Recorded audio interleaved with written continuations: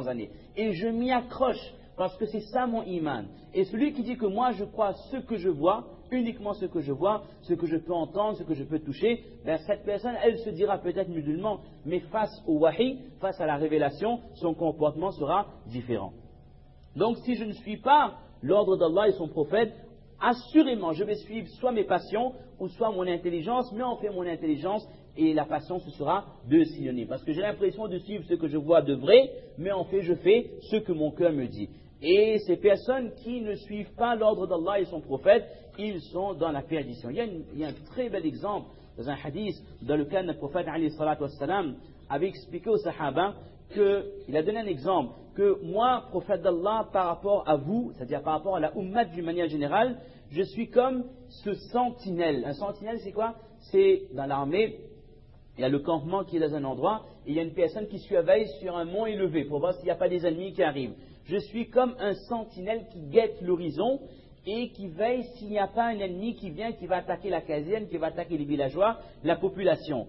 Et je suis comme ce sentinelle qui revient vers vous et dit Ya qawmi inni ra'aytul jaysha bi'aynayya. Dit oh mon peuple, j'ai vu l'armée qui arrive de mes propres yeux. Wa inni ana an-nadirul uryan. C'est comme ce sentinelle, c'était la tradition chez les Arabes, le sentinelle pour montrer qu'il y a urgence, il a enlevé le haut, comme si on veut dire le kafni ou le t-shirt, je ne sais pas comment on dit, il secouait comme ça de loin, au moins les gens ils voient ce signe, et ils comprenaient qu'il y a danger immédiat, il faut lever le camp. Il dit, je suis comme cette personne, anan nadir al-uryan, cette personne qui vous met en garde, an-najat, fuyez, faites attention.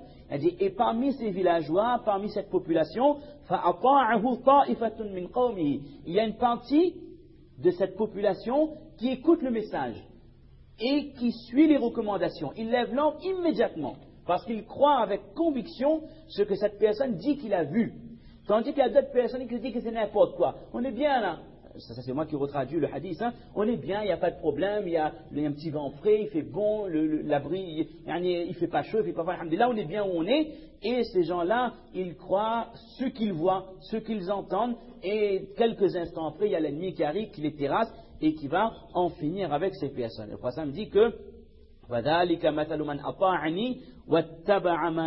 ceux qui ont été sauvés, ce sont ceux qui ont écouté mon message et qui l'ont mis en pratique. Et ceux qui sont restés, qui ont été détruits, ce sont ceux qui n'ont pas voulu écouter le message que j'ai apporté. Et là, on voit bien l'exemple de ces gens, il y a quelqu'un qui les met en garde contre quelque chose qu'ils n'ont pas vu, qu'ils n'ont pas entendu. Et eux, ils croient que ce qu'ils voient, et donc ils ne tiennent pas compte de la mise en garde. C'est une métaphore qui est vraiment adéquate. C'est l'exemple le plus adéquat que le prophète a pu donner pour montrer quel est son rôle. Et dans un hadith, le prophète dit bien que jamais quelqu'un n'aura la foi tant que son cœur, tant que son cœur n'ira pas vers ma sunna. C'est-à-dire que quand on sent que dans notre cœur, on a l'envie d'obéir à Allah et l'envie permanente d'obéir, de mettre en pratique la sunna du prophète, ça veut dire que là, le iman est rentré dans mon cœur réellement. Maintenant, si je me contente de ma salat, de quelques pratiques, certes ce sont des piliers de l'islam, mais que intérieurement, je n'ai pas d'attachement pour l'ordre d'Allah, je n'ai pas d'attachement pour la sunna du prophète, je suis musulman certes, mais ça veut dire que la foi n'est pas encore réellement entrée dans mon cœur. Bon, il y avait pas mal de hadiths à citer sur l'obéissance à Allah et son prophète, pour qu'on comprenne bien que quand on dit ittiba', suivre l'ordre d'Allah, c'est un chemin qui est droit. Lorsque le prophète avait fait des dessins pour les sahaba sur la terre, le prophète avait fait un trait droit et puis différents traits. Le prophète a dit que ce trait qui est tout droit, ça c'est le chemin qui mène vers Allah. Hadihi subul. On pourrait dire ça, c'est le sirat al-mustaqim, c'est le chemin qui mène vers l'obéissance d'Allah. Et tous les traits qui vont dans tous les sens, ça ce sont différents chemins et à travers ces chemins, il y a pour chacun de ces chemins, il y a un shaitan qui invite les hommes. C'est-à-dire que l'objectif de shaitan, c'est que le musulman quitte le droit chemin. Et le droit chemin, c'est représenté par le livre d'Allah, par l'obéissance envers Allah Azza wa Jal et la mise en pratique des habitudes de la sunna du prophète sallallahu alayhi wa sallam. Et celui qui, dans sa vie, il se fixe comme objectif d'obéir, de se soumettre, d'obéir à Allah Azza wa Jal, le prophète dit un hadith, là aussi, tous les hadiths sont merveilleux, il dit que toutes les personnes de ma communauté entreront au paradis, sauf ceux qui refusent, illa man aba. Là, les Sahaba disent au prophète d'Allah, comment est-ce possible qu'un musulman refuse d'entrer au paradis?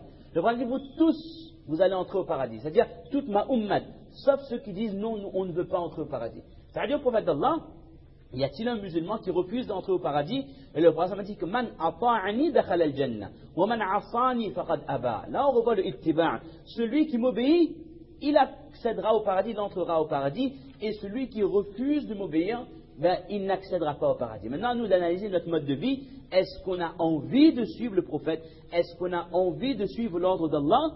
Ou alors, lorsqu'on nous présente l'ordre d'Allah, on nous présente les interdits, on se dit que oui, mais de nos jours, il faut s'adapter, de nos jours, c'est plus pareil. Quand on dit que telle transaction est illicite, oui, mais il faut s'adapter, il faut comprendre le contexte. Là, on voit bien que c'est quoi notre orientation, c'est quoi notre ittiba'. On va conclure en citant un hadith pour montrer comment les Sahaba, ils mettaient en pratique, mais absolument tout ce que le prophète demandait. Et pour cela, ils n'essayaient pas de comprendre est-ce que c'est cohérent ou ce n'est pas cohérent. S'ils voient que ce n'est pas cohérent, ils comprennent bien que c'est eux qui ne comprennent pas. C'est pour ça que Ali ibn Abi Talib disait que si cette religion fonctionnait par la logique, alors sachez que le massa sur les chaussettes de cuir, on appelle le mouza, ou en arabe les khuffayn, le massa, le fait de passer la main pour nettoyer sa chaussette de cuir, ben on l'aurait fait dessous et pas dessus. Vous connaissez le massa, quand quelqu'un est en voyage ou dans un pays où il fait froid, on n'est pas obligé de se laver les pieds. On peut mettre des chaussettes de cuir qui sont imperméables. Mais au lieu de se laver le pied, on passe une main mouillée sur la chaussette. La logique, ce serait de nettoyer le dessous, parce que c'est le dessous du pied qui touche le sol, qui est donc sale. Mais l'islam me dit que non, le nettoyage doit se faire au-dessus, c'est-à-dire au niveau du pied, de la cheville jusqu'aux orteils. Mais ça apparemment ça allait contraire à la logique. Mais Ali ibn Abi Talib dit bien que si la logique c'était le madhab, de la manière de pratiquer de l'islam, alors on aurait nettoyé les chaussettes dessous. Et regardez, on finira ce hadith, notre prophète au début, il avait une bague en or.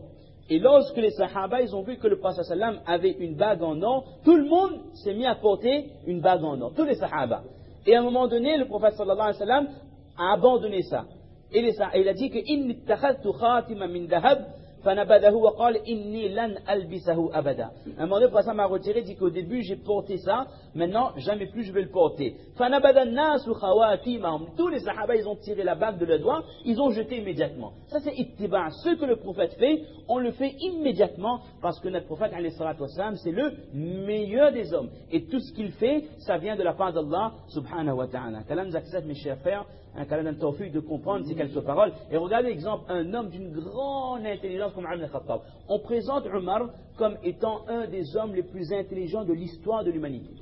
Dans certaines sources, il même dit que des auteurs chrétiens ils disent que si Umar faisait partie de la religion catholique, les gens auraient adoré Umar. Tellement c'était quelqu'un, si un jour on a la possibilité d'étudier la vie de Umar, ce qu'il a apporté à la politique, la gestion du monde musulman, c'est quelque chose d'énorme. Très peu de dirigeants de nos jours auraient pu faire ce que Umar a fait à son époque. Malgré son intelligence, Umar mettait en pratique, je ne dis pas aveuglement, mais avec la conviction que ce que le prophète a fait, ça c'est le droit chemin, que je comprenne ou non. Un exemple, lorsque Umar faisait le tawaf, arrivé à la pierre noire, il disait à la pierre noire, Inni a'lamu annaka hajarun, la tadur wa la tanfa. Je sais que tu n'es qu'une pierre, tu ne peux rien faire, tu es un être donc inanimé. Si je n'avais pas vu le prophète t'embrasser, jamais je ne t'aurais embrassé. C'est-à-dire que ça paraît incohérent d'embrasser une pierre, mais si le prophète l'a fait, alors moi, Umar ibn al-Khattab, je le mets en pratique.